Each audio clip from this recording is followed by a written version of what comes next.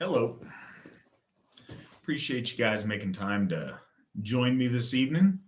Um, Shocking how fast December is here this year. Seems like this year's gone by in a flash. Um, it's been a good year. It's been certainly a good year for the AFA. It's been a great year for the Flavel family, and I hope it's been a good year for you guys as well. Um, since last time I spoke with you, we had a absolutely fantastic regional feast of the Einherjar in Missouri. And I want to thank the folks that put that on. That was a lot of hard work by folk builder Nathan Erlinson, by folk builder Melissa Mills, and by some of their folks that they had helping them out. It turned out amazing. It was a powerful experience for everybody there.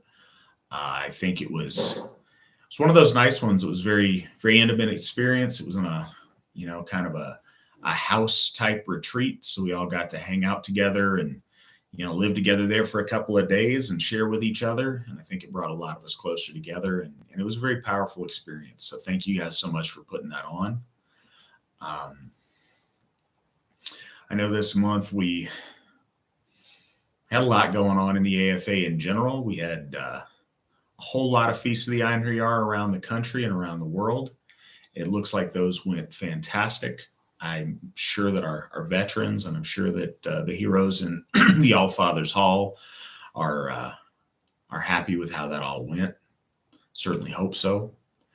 And what was really neat to see this year also was for Thanksgiving, we had a lot of Folksgivings, which was we had a lot of AFA members getting together with other AFA members and celebrating and being thankful for our AFA family, for the blessings the gods have poured out on us and continue to pour out on us, and to share that and to celebrate that with their AFA family. And that was really nice to see. This last month, we had, I think, just about the best food distributions that we have ever had at all three of our Hofs. Odenshof and Baldershof were able to give away turkeys for families so they could have a nice Thanksgiving and get to celebrate that with the traditional fixings and with a nice turkey. That was a really special thing to do this year. I know that at Odenshof, that was in addition to their regular food distribution, which we had cars backed up for a long way. We ended up running out of food. We had so many people stop by and get food, and that was really nice. Record number of people stopping by, getting food, cleaning out Baldershof, which was also a great thing. And the biggest number yet at Thorshof getting food this month. And we got some local folks at Thorshof wanting to help out, wanting to supply us with food so we can do more food giveaway in the months to come. And that was a really nice thing. And all around, those were really great interactions with our community. So that was awesome.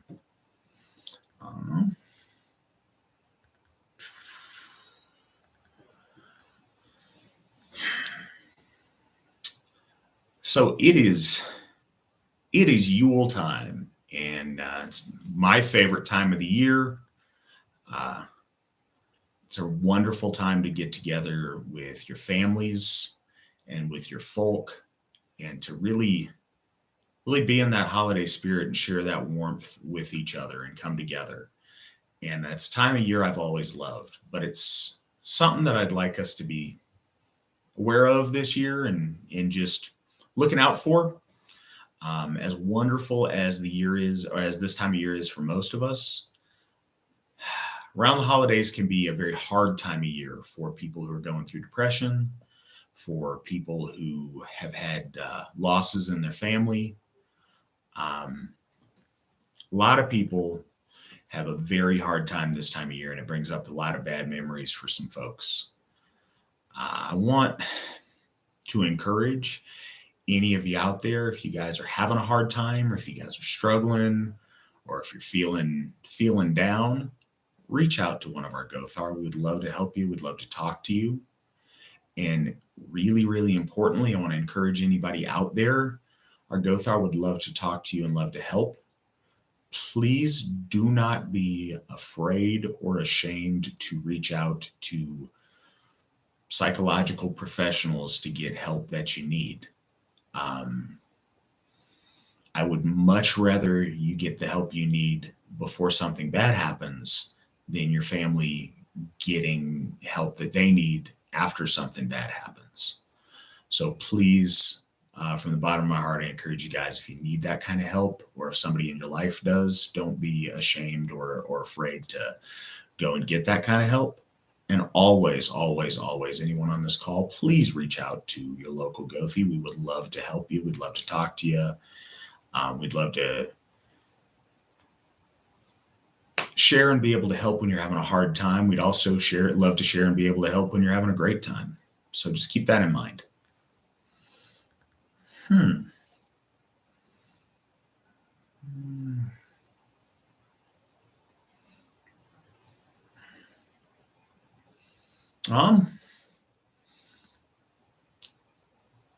J Link the Seventh. Absolutely. I think it's always a great thing to do when our folk can economically be there to help the rest of our AFA family. If you're in a spot where you are hiring and you are in the position to make good things happen for our folk, it's great to be able to hire other members of the AFA and help share success and things that work for you with them. In my life, a couple of times I've been in a spot, different times, to hire fellow AFA members and to get them jobs. And that was a great experience. I would encourage everybody out there, if you can, that's certainly a great way to help. And I appreciate you bringing that up, J Link the Seventh.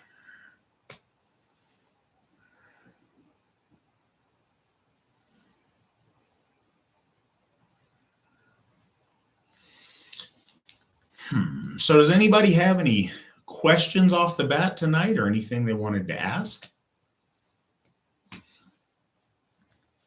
In the meantime, we've had somebody reach out with some questions that he had, and I would encourage any of you guys, if you think of stuff throughout the month that you want me to address on one of these live chats, I mean, certainly you're welcome to ask me whatever you want throughout the month, but if you want to have them addressed on one of these chats, send me an email, mattflavel@runestone.org, and I'd be very happy to do my best to answer your question and at least comment on it and give you some kind of direction on it.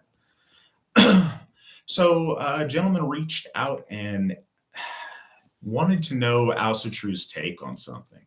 He had experience with the Latter-day Saints, and they've got they've got a very heavy focus on the family, and that's certainly something we have in common. But what else they have is a focus on those familial bonds after death. They've got the eternal family concept, and they've got a whole theology based about, family relationships after death and how that works. And you want to know what Ancestry's view of that. Do you still have those family connections? What happens to your spouses or people you've made oaths bonding yourself to after death? And figured I'd share my thoughts on that a little bit this evening. Certainly there's no lore that gives us, exact answers on all of those things. But one thing that we do know very certainly, certainly the bonds of blood family, that does carry on. Our ancestors look on from the other side of the veil. It's the entire concept behind our DCER, behind going to the halls of your ancestors, beside the ancestral veneration and worship we give our ancestors after death. We believe there's a very strong connection within the family to our family who's passed on. It seems by every indication that we have that the love and the affection that we have for our family transcends death and carries on into the next stage of life. I would have to surmise and extrapolate that extends to people we're in an oath relationship with as well. I can't imagine a situation where we pass on and we no longer care about our spouse, no longer care about comrades that we've made oaths to, people who we were close to, adopted family, spiritual family. I have to believe that we care about those people and still have that affection. Now, I don't know exactly how that plays out in the terms of service on the other side of the veil, but through the gift cycle and through our celebration of not just our kin, but the people that are special to us in Sumbel and in altar work, I believe that connection is still there, whether it's exactly the same as it was with our relationship here in Midgard, can't say. But there's absolutely something there. And I think that those bonds still have power once we're on the other side of that veil. There's countless stories and countless experiences of people greeted by their loved ones when they have near-death experiences, of having that interaction with the spirits of those who've passed. I've shared some of my own as far as things that have happened at Decierblot. So I know that to be true. And I think that's the best we have to go on. I know sometimes it's uncomfortable that we don't have an exact this is this and that's that after you pass. And I think we have some good ideas, but to know for 100% certain all the mysteries of the other side, don't think we have that. I think that's part of the experience of life, is that great mystery, and is seeking and trying to learn as much about it as we can. But we believe very much in the afterlife. We believe very much in being reunited with your family. We believe very strongly in the concept that you can overcome the condition of your earthly humanity, and that you can ascend to something more and something better and something closer to our gods. So I'm excited to see what that's like when that time comes. Hopefully it's a long day off. Hope that gets to your question.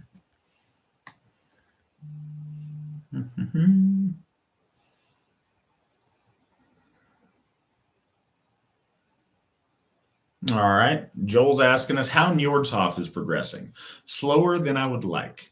I tell you what, even if it was lightning quick, it'd be slower than I'd like, because I'm always wanting more and better and faster. It is progressing. We've got a property lined up that we're very excited about. We have paperwork in the works right now with a financial institution that's considering and running and processing the loan that we'd need to secure the property. And I'm hoping, I wake up every day hoping that we get that acceptance and find out about it. Hopefully we'll know something tomorrow morning. If not, hopefully we will find out something for sure next week, and then we can proceed. I know each one of these times I'm so excited. I want to tell you guys it's here and we got it. Hopefully I can tell you guys that this time next month. We'll see. But every month that goes by, we're a little bit closer. We've got a little bit bigger war chest to throw in a down payment on it, and a little bit closer to making it happen. But it is progressing, and it's progressing steadily.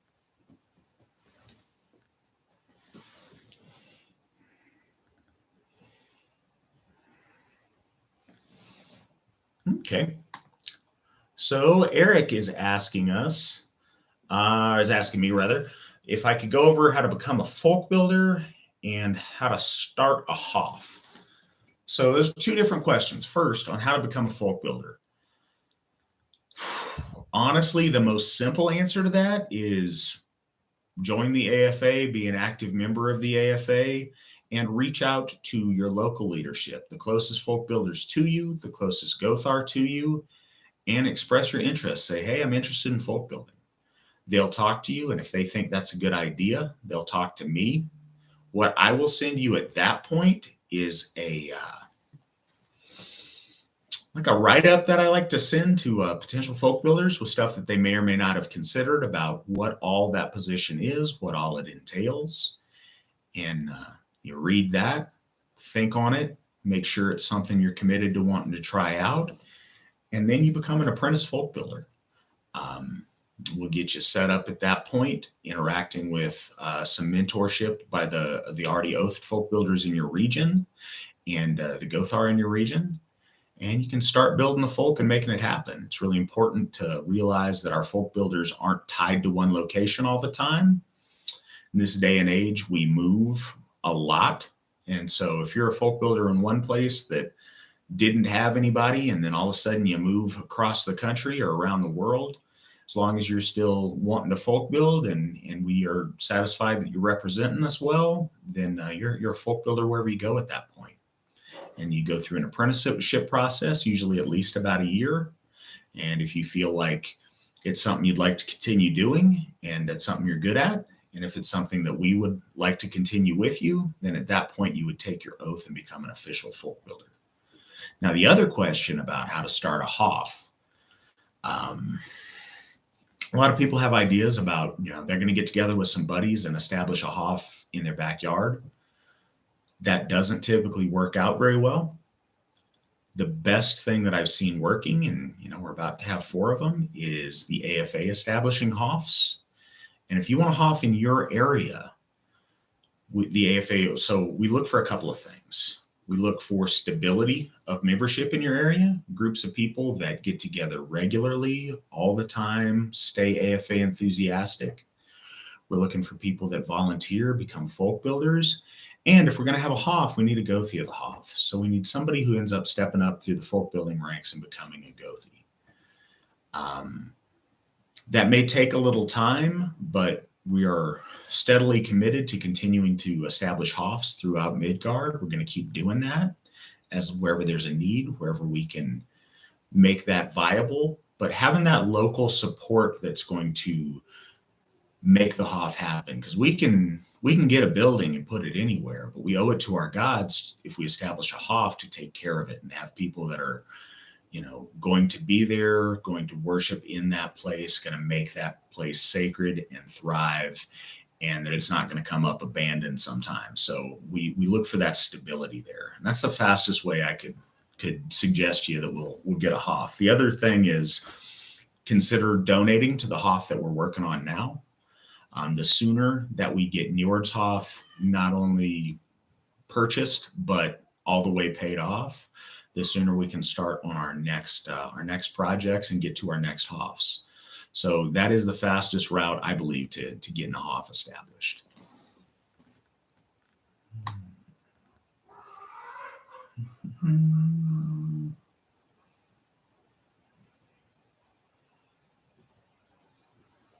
Well, Eric, if it's just you and one other member there, first I'm curious where there is and where you're located. But it sounds like a great time for you to step up and help us build some AFA presence there and make that happen. We got a whole team of folks that would love to help you be successful at making that happen.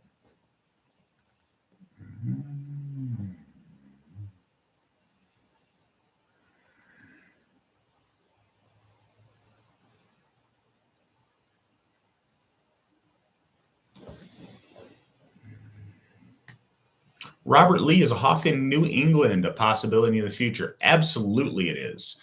I was just talking about that with Witten last night as something to think about in the future. We've got a ton of membership in New England. Trouble in New England is getting folks to get out of the house and get together and do AFA stuff together.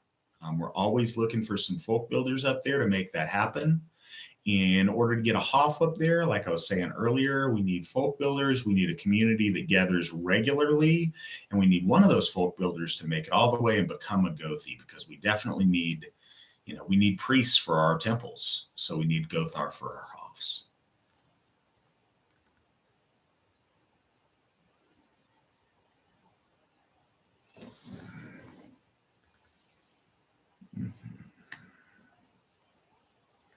Katla asks a really interesting question, and I know it's something a lot of folks struggle with and think about, unfortunately.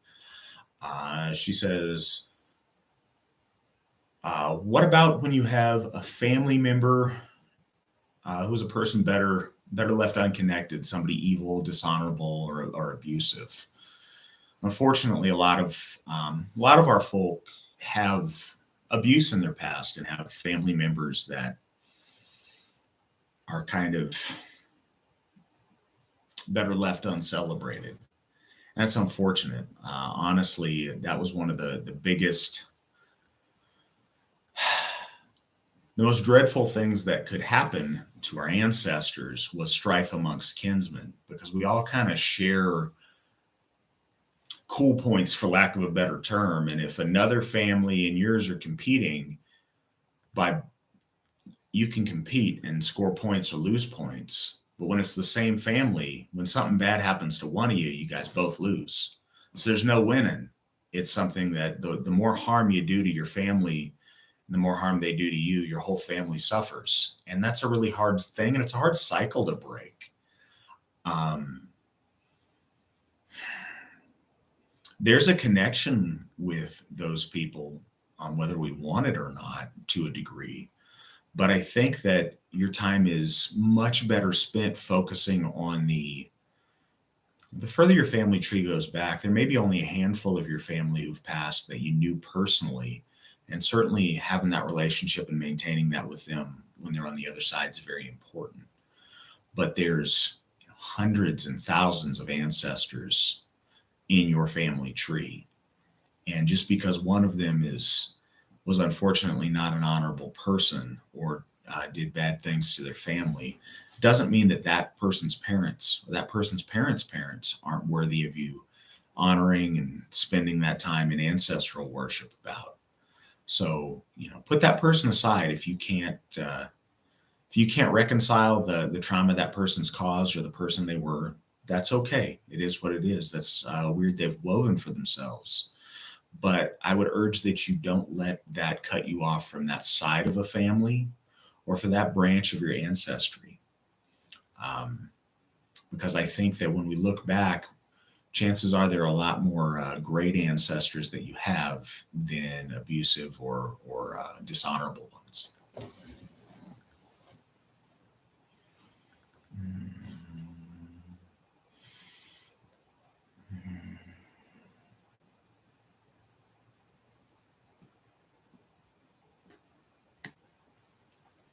Jared Williams, we are absolutely accepting members. I am really sorry and frustrated to hear that you have emailed people and they haven't gotten back to you. I hope there's some kind of a technical problem and not anything else. But I promise you right now, if you tell me who you've reached out to or you send your email address on the side, we will have for sure one or more of our folk builders reach out to you this evening.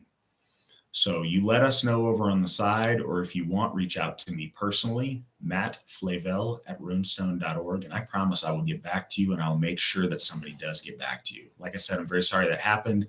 And I'm glad you're still listening tonight. And hopefully you'd still like to join and be part of our family.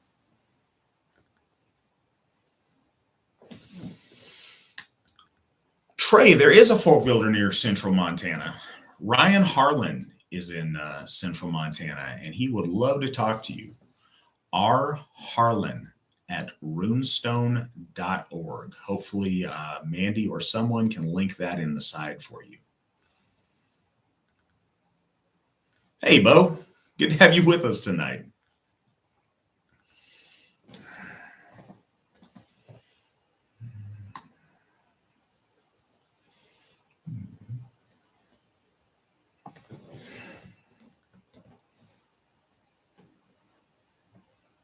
Okay, Ruben asks, how do the Hoffs work from the inside as far as structure and who does what?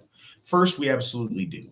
It depends on what official leadership we have close to that Hoff. If we have Witten members, if we have Gothar, if we have folk builders. Like I said earlier, we are pretty selective. We don't like to get a Hoff unless we have some, hopefully multiple Gothar lined up to be able to help run that place. Our ordained Gothar are in charge of the spiritual functioning at the Hoff, certainly, and of making sure that the religious services go on well there. They also are in charge of making sure our folk builders are organized and doing their part. Our folk builders very often take a lead in running events and doing logistics for events, setting up the food distributions, setting up meals. What we have at each one of our Hoffs is a Hoff manager, and they're someone that works with the bank account and the funds and makes sure the bills get paid and it's financially sound and projects are budgeted for at each of our HOFs. We also at each of our HOFs have a HOF historian. And that's been a little bit rocky start getting that all figured out, but history is important to us. It's important to our folks. So we have a historian at each of the HOFs keeping track of the history of that location, the development of that HOF, and of our folk in that area. And that's kind of how they work. We have a lot of volunteers though, and volunteers don't have to be folk builders or Gothar to be big parts of making those HOFs work. It takes a lot of folks, and a lot of people that don't have any title are the people that are there putting in the work on repairs, on maintenance, on staffing any of our community interactions or any of our food distributions. Got a whole lot of good folks that way. And it depends what you have in your area at your HOF. Sometimes we've got people in the AFA with all different backgrounds and all different skill sets. Luckily at Odenshof, we have a lot of people in the trades that are able to do electrical things, do plumbing things, do carpentry work. So that's very fortunate. Other places we may have people that are really good at grant writing or, figuring out resources as far as our food distribution or community interaction. So we got different people, and we try to help everybody who wants to help have a place in a way that they can help make those work. And I hope that gets to what you're asking. If not, feel free to ask me something a little bit more specific. We got a visit here from my favorite human, my beautiful daughter, Aubrey. I think she's sleepy. It's getting a little bit late in the day for her, but I love her very much, and I'm excited, and she's certainly somebody I'm excited about celebrating the holidays with coming up here and celebrating Yule and all those fun things. She's starting to get old enough to where maybe she'll have a little bit of memory about what we're doing. But I appreciate her joining us. She's wiggly, so I'm gonna let her go to her mama. There you go. Oh.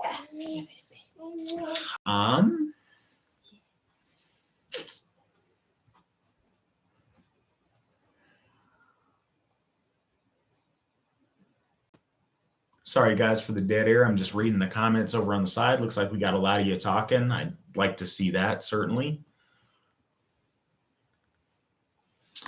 All right.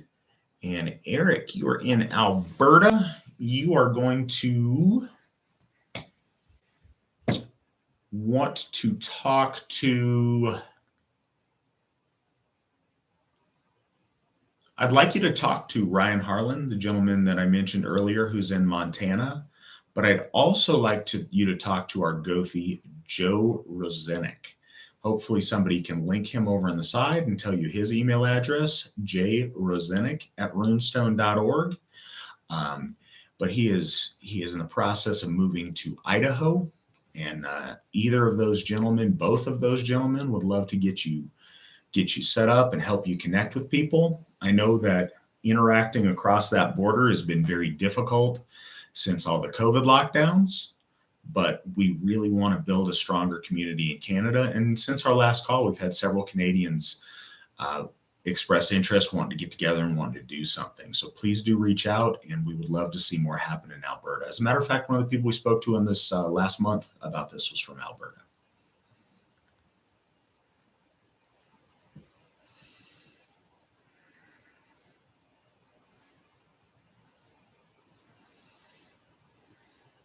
Jesse, in North Georgia, you're in a decent spot if you're willing to drive a little bit. We're about to have Njordshof down in Central Florida, and we have Thorshof up in North Carolina. So we got another one of our Gothar, Trent East, and he makes that drive up to Thorshof pretty regularly. So you may want to talk to Trent.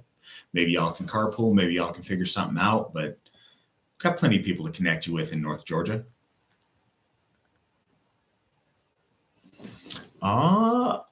Obsidian Skull, what is the AFA's position on heathen tribalism?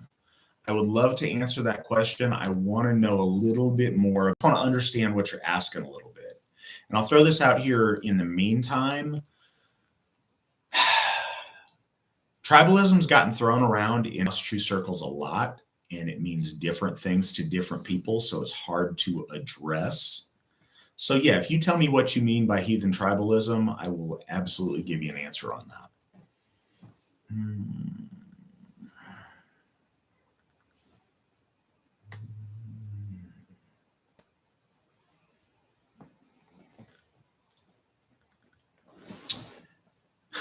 Folk builder James Alt is over there putting in work in the comments section. James, I appreciate you getting everybody connected. We've got great folk builders and AFA folks in this chat on the side that really helped me out a lot by connecting you guys and giving you help getting connected on the side. And I appreciate you guys stepping up and doing that.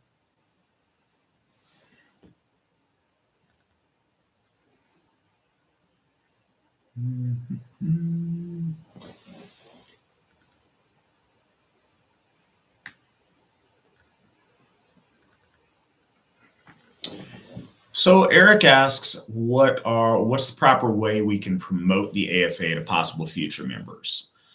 It's a complicated question because it's not a one size fits all answer. I'd say the first and foremost, most important thing you can do, make yourself a vision of success. Be happy, look good, live a good life, be in good shape, be successful, try to be the best version of you that you can be.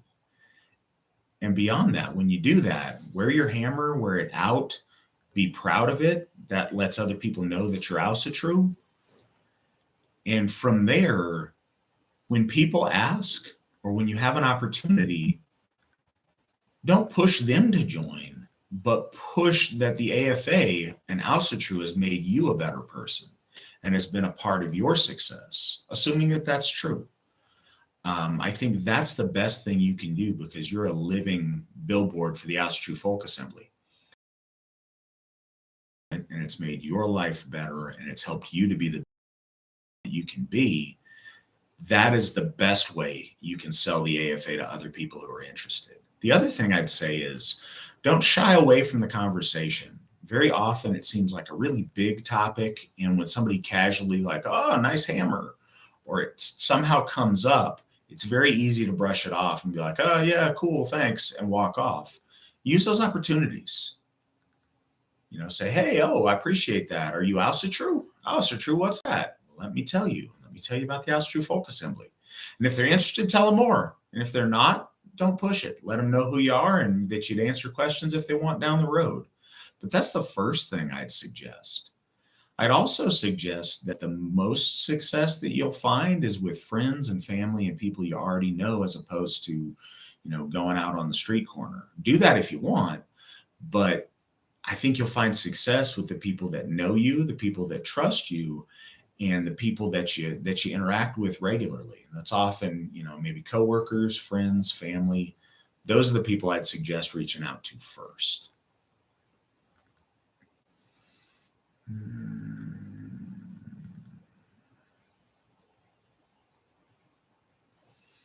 Anthony asks, with the environment these days, do the Hoffs have issues with vandalism?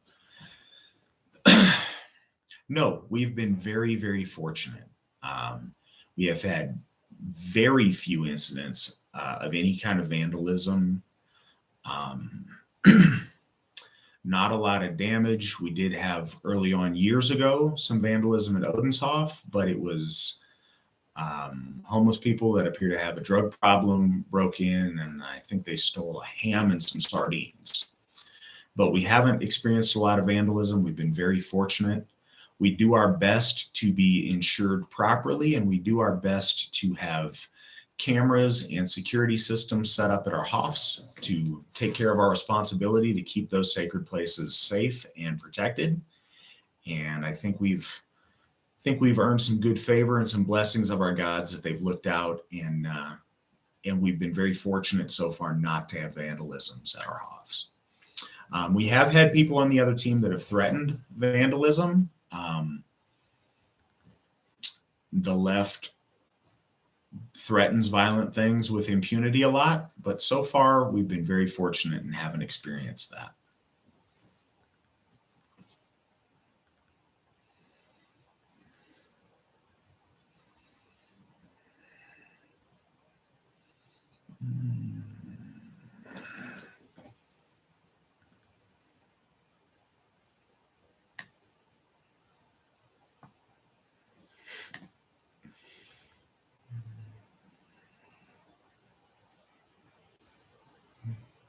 See, look, we've got another Albertan for you right now. It's two on this live chat. That's great. I hope you guys can get connected. As far as Western Montana versus Central Montana, I don't think we have that big a Montana coverage right now. Ryan is our guy for the entire state, but he will do his best to get you connected with other people that we have there. And, you know, it's a big state, but I don't think it's too big to make that connection work out.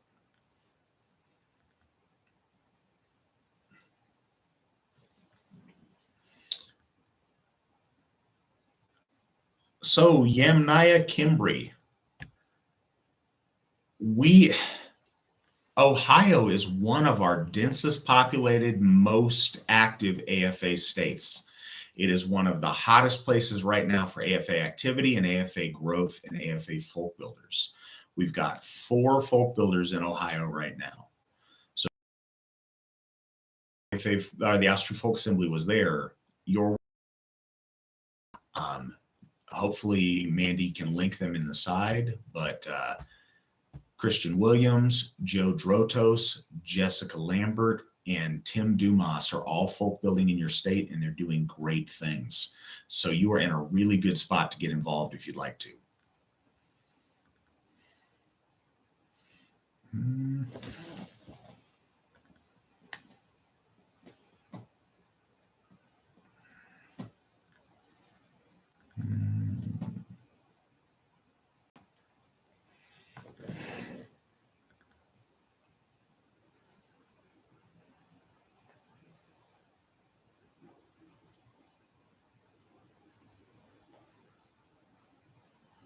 Josh, it would absolutely be appreciated if you wanted to send in articles and things for the Runestone.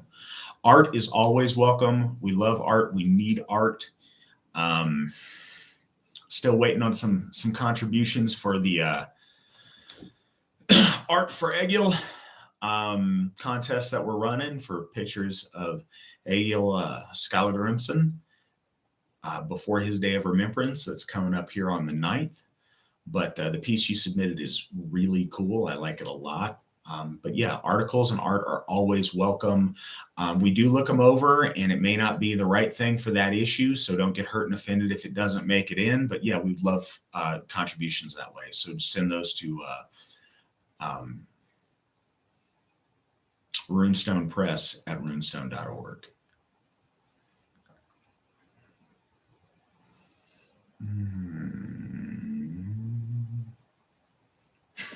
I'm glad to see our Albertans getting together over on the side. That's really cool.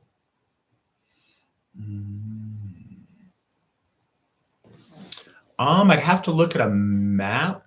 I'm sorry, our Ohio person's asking if we got folks near Cincinnati. I'm pulling up my handy dandy AFA member map here. Yes, we've got tons of people in the Cincinnati area. I'm looking at like 20 folks right now, real close in and around Cincinnati. So folks, they can get you connected and get you all set up.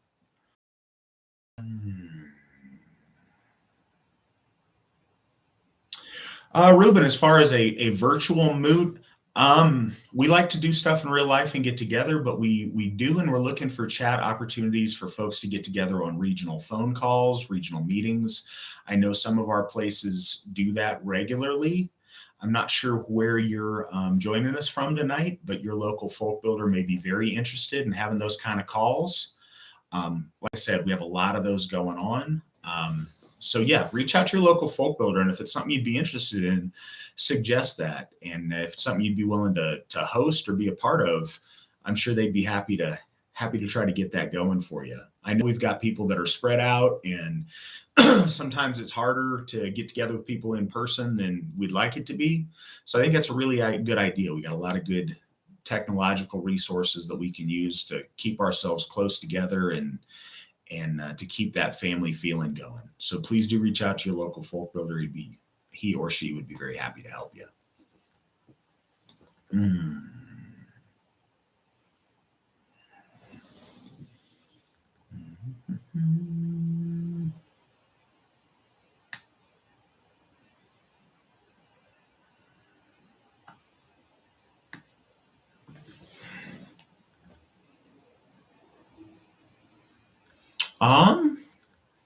So we got a question: how should we try and relate to universalists? I'm unsure of the proper things to say. I don't. It's very tempting to just give a flip response to that, and I don't. I don't mean this harshly or the way it comes off. I think in order to understand that, the first big thing is, why are we relating to universalists? Is there somebody you know that has questions or that's questioning whether or not they should stay universalist or become folkish? Because I think the answers are really different. I think in general, when I've encountered universalists, certainly in the last several years, I haven't found them really wanting a dialogue. I haven't found them really wanting to come to understanding. I found them just to be hostile to what we do because their worldview is so different. One of the things that's gone on in politics and everything, certainly in the West, in the last, I don't know, 5 or 6 years, has been this erosion of the middle to where everybody's polarized into dramatically different extremes. And so I think relating to universalists, I would advise that you have a good reason to on what you're trying to accomplish.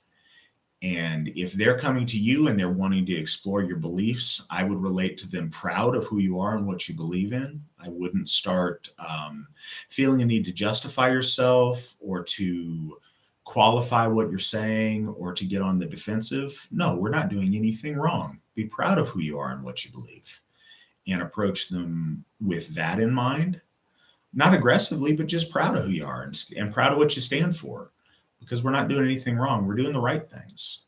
And if they have questions, be open and honest and answer them truthfully. I think we also get in trouble when we hem and haw about our answers because we know they may not be politically correct or the universalists may not like them. Be open and be honest. And you'll find even universalists, a lot of them will respect honesty. But I'd encourage you to do that. Pick your battles. I don't think it's worth a lot of fussing and fighting with people that have no interest in having a serious dialogue. If they're just set on being insulting, then I wouldn't engage them. But if you do, like I said, be proud, stand up for who you are, what you believe, and express those things boldly and straightforwardly.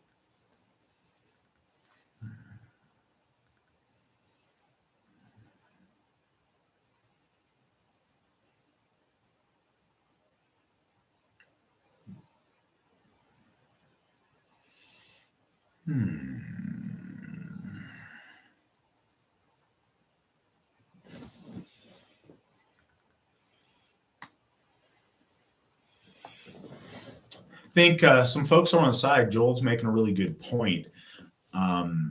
As far as to spread the message of Ancestry, if you're a successful person and you show symbols of your faith, you wear your hammer, you do Ancestry things, you talk about your faith, it draws people to you. Success attracts success, and people want to be with winners.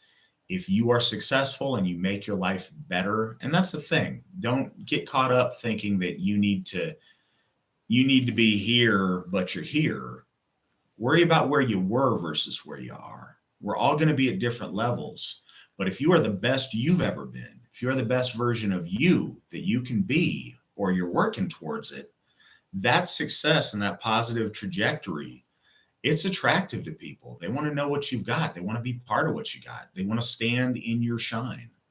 So if you can use that to bring people towards Ancestry, that's fantastic. And it's a service for your folk and for your gods.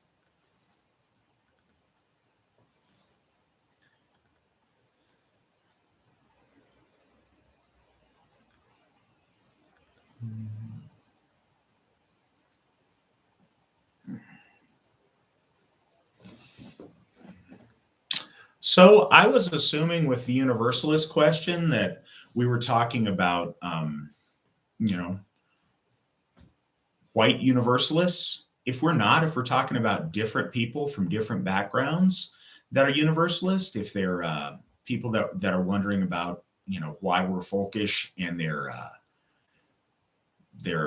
African or Asian or whatever they might be, a good point is to point out that all races of people have their own indigenous faiths and their own indigenous folk religions, and celebrate those.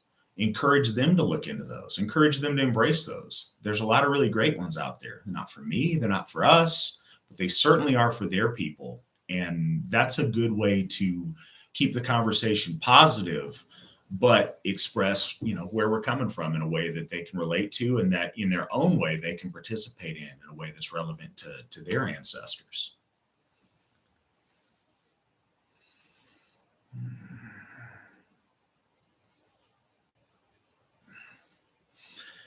So we get the vaccine question a lot. I wish that I could tell you that the AFA issues religious exemptions for vaccine mandates. We don't, and we've talked this over with our lawyer. I'll tell you the reason that we don't is because the issue of this vaccine is a political one. And while the vast majority of us, myself included, don't want to get the vaccination, don't believe it's good, believe this vaccination for this disease implemented by these particular regimes is all bad. But in order to issue a religious exemption, we have to do it on principle. And in order to do it for the vaccine, we would have to believe that vaccination is bad. And we don't. There's a lot of vaccinations that are really good under the right circumstance with the right disease that we all believe in the severity of, and a vaccine that we trusted by administrations that we trust. Many of us would absolutely be for that vaccine. The issue is this vaccine for this disease at this time. And so it's a really hard thing. I want you to know that myself and the members of AFA leadership fight the same struggle you do. We're not pro this thing, most of us. But we take the religious exemption super seriously because we only want to use that when we can defend it and justify it on the right principles so that it stands up, and so that when the AFA issues a religious exemption, it's respected. That said, there's a lot of options depending on where you're at. Many states and many places, you don't need a note from your church. You just need to demonstrate that this is a strongly held belief that you have. There's a lot of ways around it. So I'd encourage you to look into that locally and to ask local people who have the same concern about vaccines, local AFA people, because a lot of our members and some of our leadership have had to do that. And we'd certainly help talk to you, talk you through the process or help you find resources. Like I say, I would love to be more helpful on it because we're absolutely, at least I'm absolutely with you in spirit on it.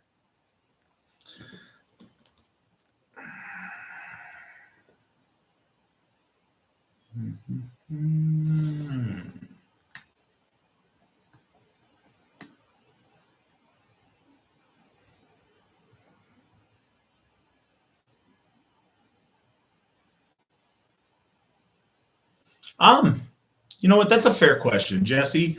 Asking about weed, strange. A lot of folks in their, in their 20s, weed isn't a big deal. It never has been a big deal in your lifetime. Since you've been an adult, it's been legal a lot of places. There's a lot of us that grew up, weed is the devil's weed. It's the most evil thing. It's a gateway drug. It's going to ruin your life. It's going to do all this stuff.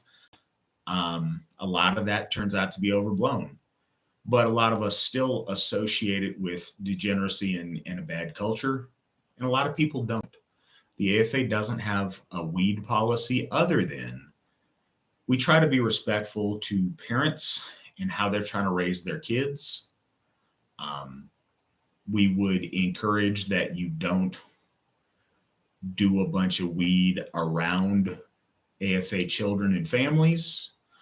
You're an adult, and if it's legal where you're at, then we don't have any sweeping condemnation of it. I don't want to get on it that way.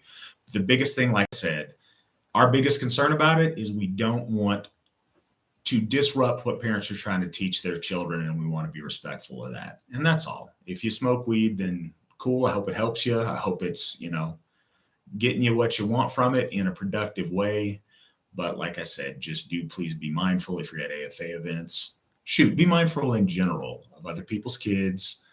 And, we don't want you blowing weed clouds on them. And we also don't want you sending a mixed message of maybe what their parents are trying to teach them. Do keep in mind that a lot of those kids' parents were raised maybe very differently than you when it comes to their concerns about weed.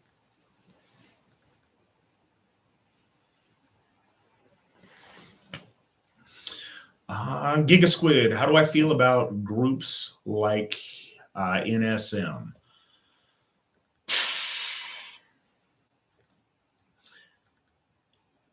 I feel that it's hard because you can't paint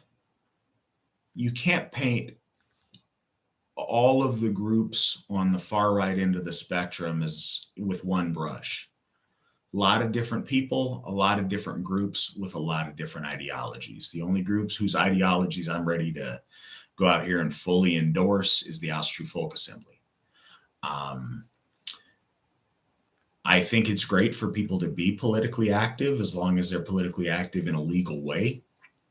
But I think that fetishism of different movements of the past isn't helpful. I think it's more divisive than it is helpful in building something for today.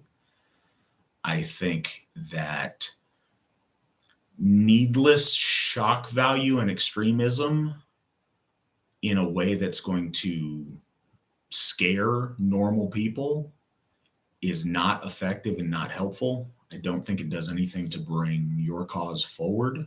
I think it just sets other people who may agree with you on a lot of points. It sets everyone back when you scare people with, whatever your LARP might be. If it's Nazi dress up or if it's Viking dress up. If it's dress up like something scary in the past, I don't think that's necessary to push good values in today's world. So I think there's a wide spectrum there, and I can't talk, I'm not knowledgeable enough about NSM to have a lot to say about them, but what I've seen, I don't think that's helpful for what we're trying to do. I think there may be some good intentioned people. I think there's bad intentioned people too.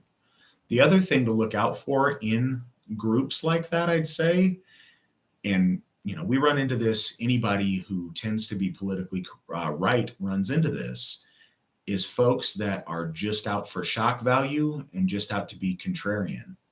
Some of the most extreme right-wing people right now are extreme that way because that's the edgy thing to do. And if we were living in the society they say they want, they'd be extreme communists or extreme lefties in this way or that way. They would find whatever is counterculture, and their point isn't really about positive values they support as much as it's about rebelling against whatever's currently in vogue. So look out for those kind of folks. And that's about the best I could say in a general way about that question.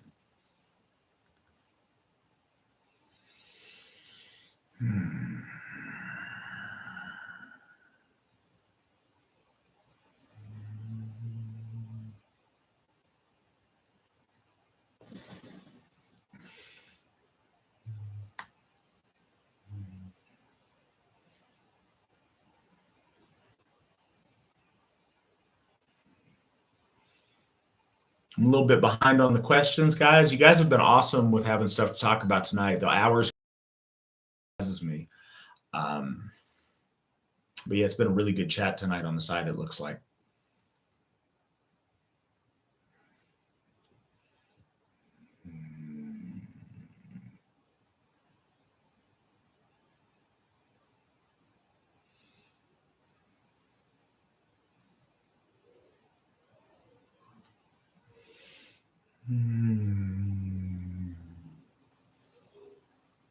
Sorry, guys. I know there's dead air while I'm reading over here on the side, but like I said, it is a very good conversation.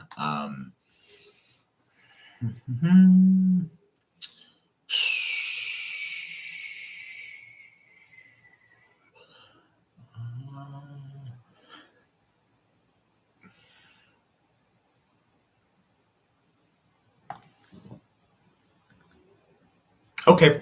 So Jesse asks a follow up to the vaccine question that people do bring up. Because there's an element that does affect or have to do with DNA in some way, he wants to know if we would object to that. And then the question that we've had behind the scenes is, would we in all circumstances?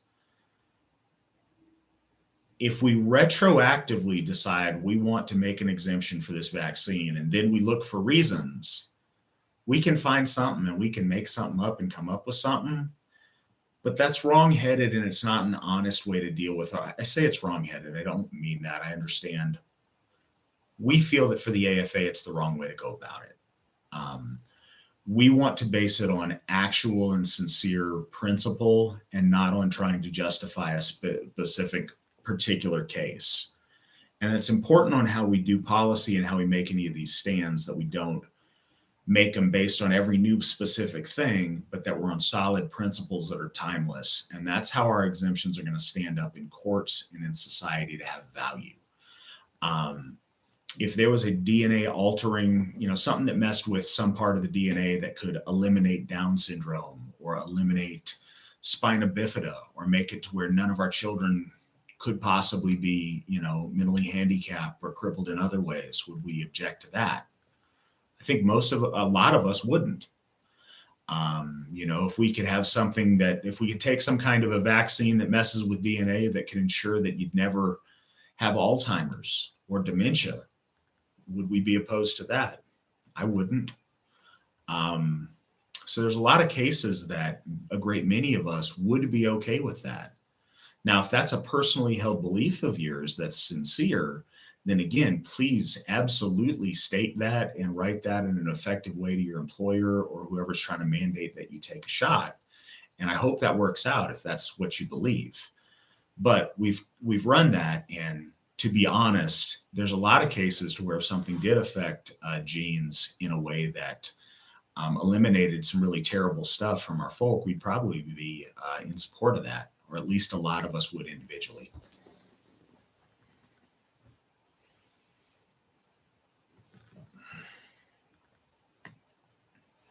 And I'd say, Jesse, you alter your blood all the time by choosing who you procreate with, by choosing who you have children with, by making those choices, by advising who your children have children with.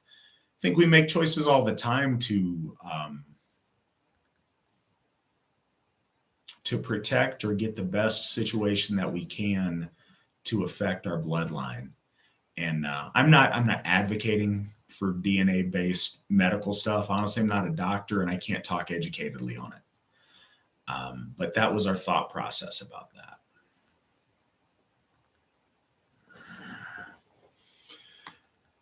that. Good question, Mary. Mary asks what the AFA's position on abortion is. So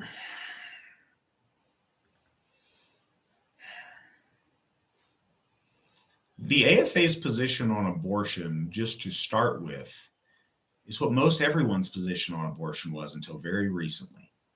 Abortion is bad. Now, sometimes it's the best of a lot of bad options. And during most of our lifetimes, that was the discussion. We live in an age today that's been shocking, to where within the last couple of years, we have deranged people on the political left that celebrate abortion and literally are in the streets celebrating the killing of babies. And that is disgusting and evil. But the AFA's position is to give families the leeway to make decisions that are best for their family. We can conceive of a number of situations where an abortion might make sense. There's a lot of medical circumstances where it may make sense, either for the potential child or for the mother. There's times where there's situations where I can see families making that choice, and we want to give them the space to make those decisions for their family. But in no way does the AFA support the cheapening of life or the celebration of killing babies. It is always bad. Sometimes it is the least bad of two options, but it is always bad. Uh, and I feel very sad for families that are put in a position to make that choice or to choose between two things that are of that magnitude of bad. And I know that despite the left celebrating it, folks that have gone through that and have made those choices have consequences on those families and those people for the rest of their lives. So the AFA does, though we are tolerant, we understand families need to do what families need to do, and we don't pry into it. It's always a bad thing. And we don't ever want to get that line twisted that killing babies is ever good. It's not. But that's where our stance is.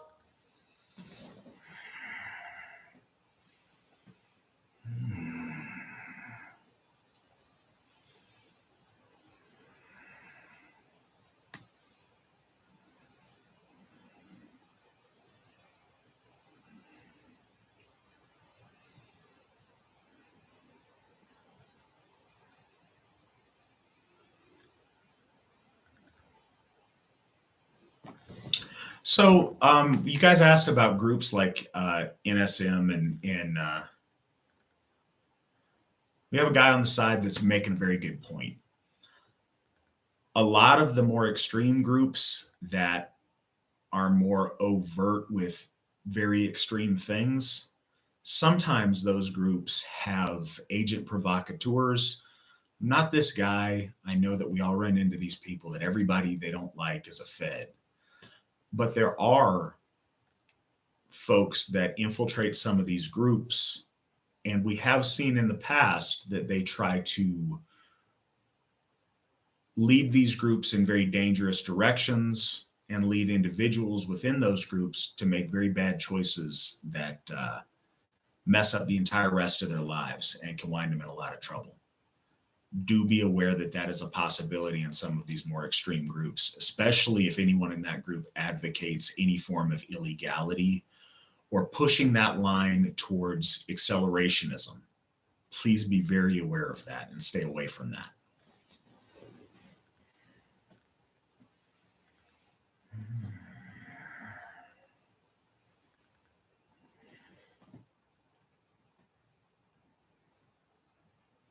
Tyler, I answered your questions. I answered them. I'm glad that you showed up on this. I answered them at the beginning of the hour. You should, if you listen to this tomorrow, it should be in the first 5 or 10 minutes. I did my best to answer your questions. This is the gentleman that asked about the Latter-day Saints and the our relationship with family after they pass. So please listen to that. And if you have any follow-up questions, please email me and I will talk to you about them tomorrow, or I'll address them next month, or whatever you'd like. And thank you for emailing me that and asking that question.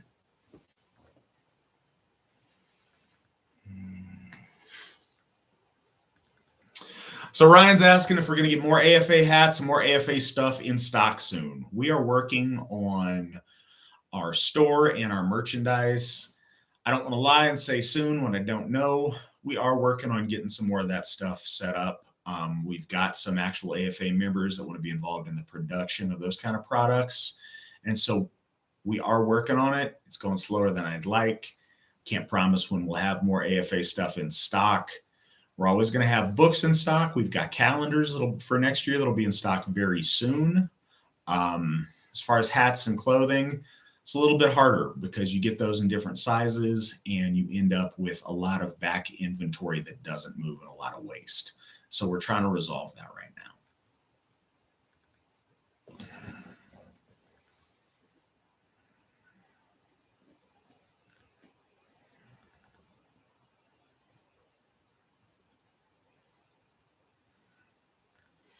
Eric, we absolutely have flags on the website.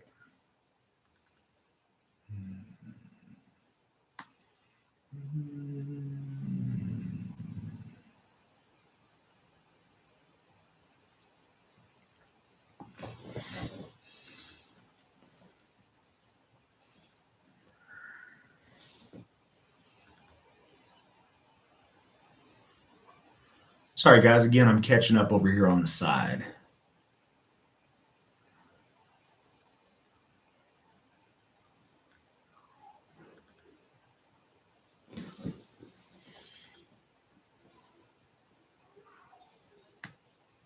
Um, Yamnaya Kimbri. I have not seen that show. I did hear about it.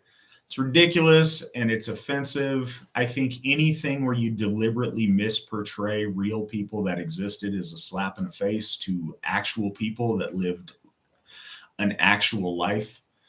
Those shows are silly, but I've always felt this way. I don't think that time and space within, how long ago in history something happened makes a person and personal dignity and personal reputation any less serious or any less important. It's just as important for me to make sure that my father or someone I knew once they've passed is accurately represented. Um, when we talk about military folks who have done their service, anybody who falsely claims things that they didn't do and does stolen valor is absolutely unacceptable to most anybody, most anywhere.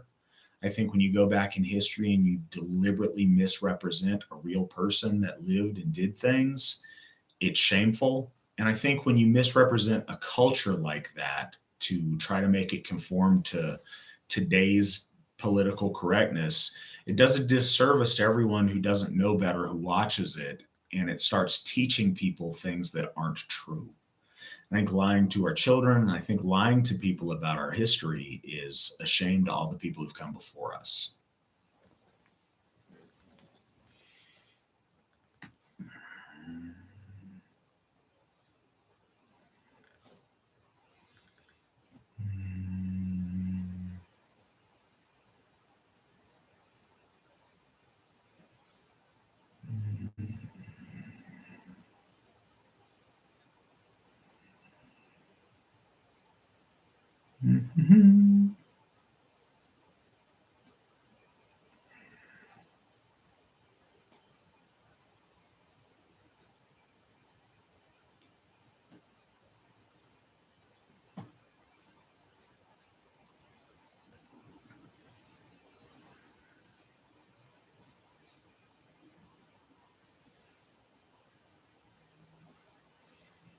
Guys, I'm just checking any last minute stuff here. Let's get some last questions in if you have them. I'm not in a big rush, but we are coming, it's been a little bit over an hour now. So I'm going to look and see what other stuff we have, answer anything in there. And if you guys have any last questions, please go ahead and throw those in.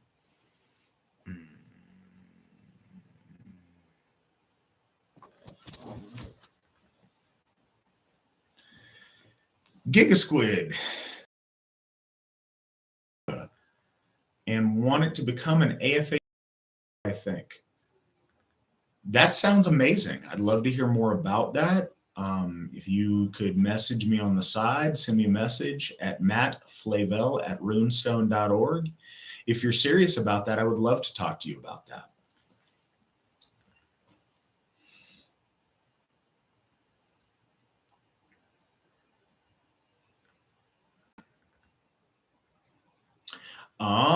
Jesse's asking about an obscure Christian sect that only believe that whites are eligible to enter heaven and wants to know if the AFA would like to interact with those folks.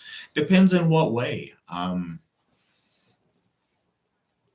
We certainly are advocates for our folk, but Christianity is fundamentally, opposed to our faith, opposed to our values, opposed to our gods, and opposed to everything that we're about. I'd certainly be willing to talk to anybody, and if there's some point of commonality we could work on, I'd have the conversation. I'm just not sure what kind of form that would take. That sounds like a very strange version of Christianity, but I'm open to talking with just about anybody and seeing where commonalities lie.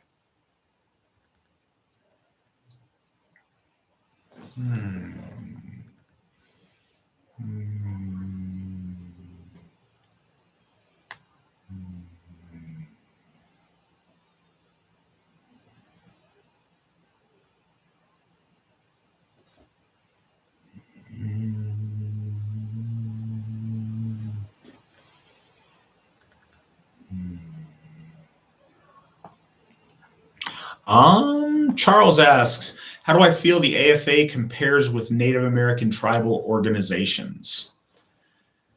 It's a broad question. I'm not sure in what aspect. I think that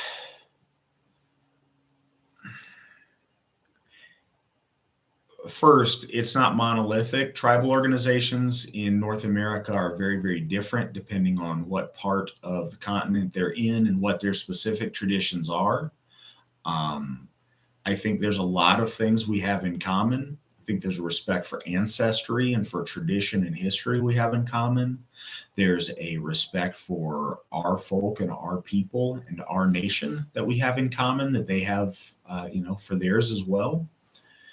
I think in a lot of ways, their veneration and their appreciation of the natural world coincides with ours. I think in a lot of ways it differs.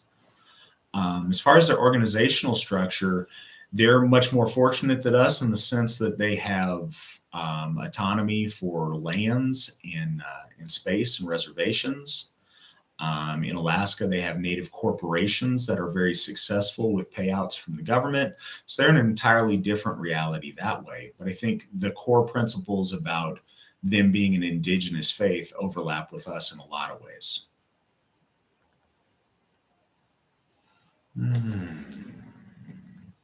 Upcoming food drives. There's always food drives. We distribute food from each of our 3 Hofs every single month. So if you want to get involved in that, we have Odenshof in Brownsville, California. We have Thorshof in Linden, North Carolina, and Baldershof in Murdoch, Minnesota. And they are involved in distribution of food every single month. How do I spell my email? MATTFLAVEL @runestone, RUNESTONE.org.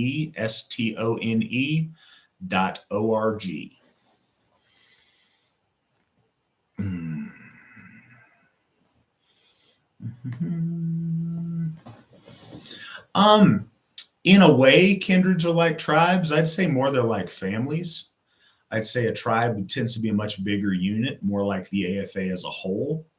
I think the closest thing that kindreds are similar to is congregations.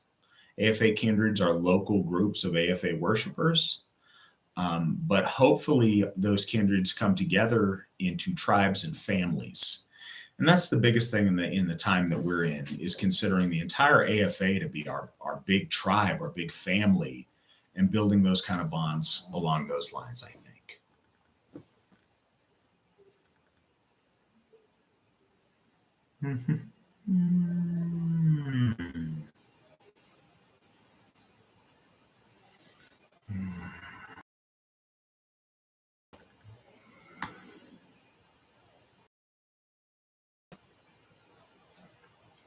All right. Talk tonight. I really enjoyed talking with you guys. I hope you guys have an amazing Yule. I hope that 2021 has been amazing for you guys. And I hope that 2022 will be even better. And I look forward to talking to you guys in January. Hail the gods, hail the folk, hail the AFA.